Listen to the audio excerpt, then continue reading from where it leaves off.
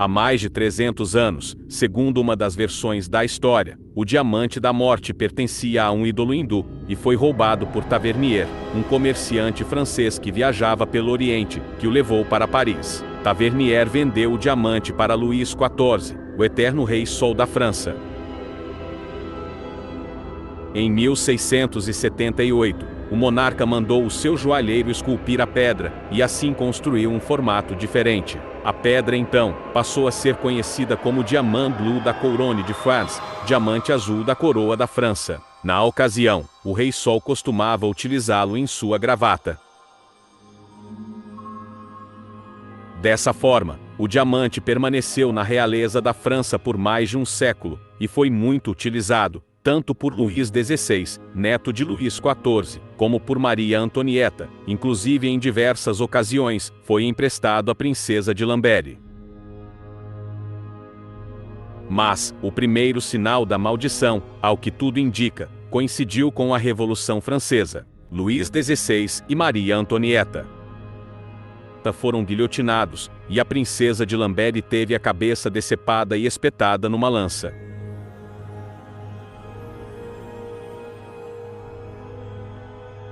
Durante o caos da Revolução Francesa, o diamante acabou parando nas mãos de algumas pessoas, como Collot, um negociante que vendeu a joia ao príncipe russo Kanitovsky. Collot morreu na miséria, procurando o diamante pelas ruas de Paris.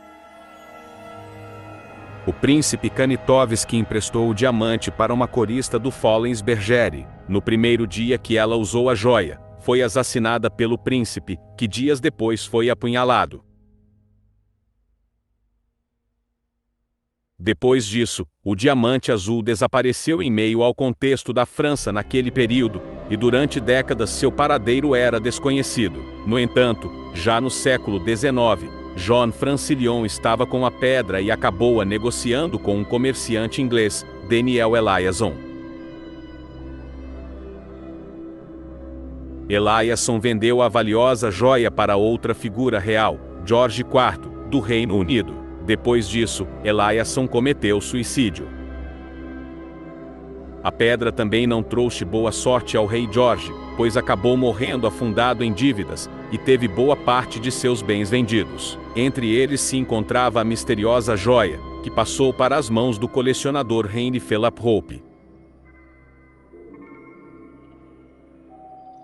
A família Hope possuía terras, castelos, colecionava obras de arte, pedrarias milionárias. Além disso, tinha muita influência no governo, e possuía imenso poder na Inglaterra e no exterior. Contudo, também perderam posses.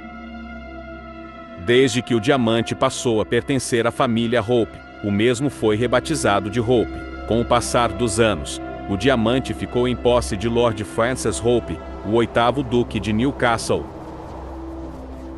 Apesar da má fama que a pedra carregava, Lord Hope em suas aparições públicas, afirmava que o diamante sempre lhe trouxe felicidade. Isso, no entanto, não correspondia à verdade dos fatos.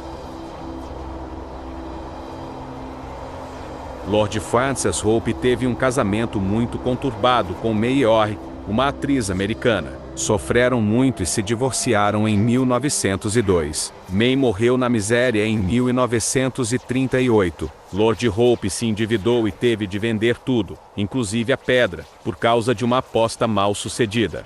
Em uma corrida de cavalos, Lord Hope morreu em 1941. Depois de todas aquelas tragédias e infortúnios, quem teria coragem de comprar o diamante da morte?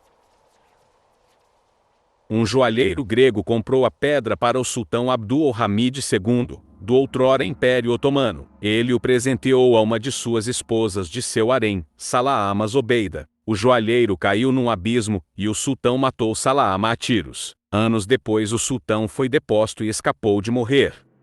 Mas ficou na miséria.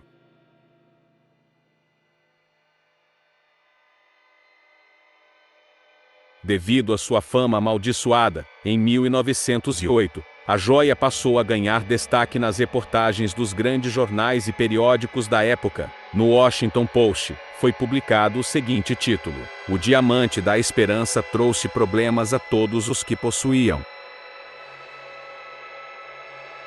Em 1909 a joia foi vendida a um sujeito chamado Habib, que se afogou. Por uma ironia do destino, o dono do jornal Washington Post, o mesmo que um ano antes publicara a reportagem sobre o diamante azul da morte, o milionário Edmund Beon Maclean, compra o diamante para a esposa em 1911. Após 9 anos ostentando o diamante, a família Maclean sofreu um duro golpe com um dos seus filhos, de apenas 10 anos, morto depois de um atropelamento em Washington, D.C. O ocorrido ganhou notoriedade na mídia. As consequências da maldição devastaram a família. A esposa de Edward Maclean se divorcia, e ele, depois de perder sua fortuna, acaba enlouquecendo.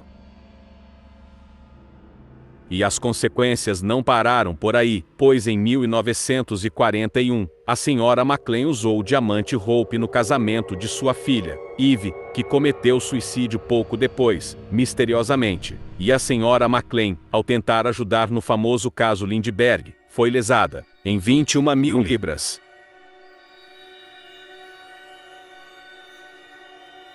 O diamante então foi vendido a Harry Winston, um perito americano em joias, que comprou a gema por 100 mil libras. Winston sempre alegou não ter medo de maldições, e as atribuía a mera coincidência, mas convencido por George Swetson, mineralogista do Instituto Smithsoniano, doou a pedra ao museu. E em 10 de novembro de 1958, realizou-se a doação. 2 décadas após a doação, Winston morreu de ataque cardíaco. Desde a chegada do diamante Hope, a coleção nacional de gemas aumentou bastante em tamanho e diversificação, sendo considerada por muitos nos dias atuais como a melhor exibição pública de gemas do mundo. E ao que tudo indica para o Smithsonian, o diamante Hope obviamente tem sido uma fonte de boa sorte.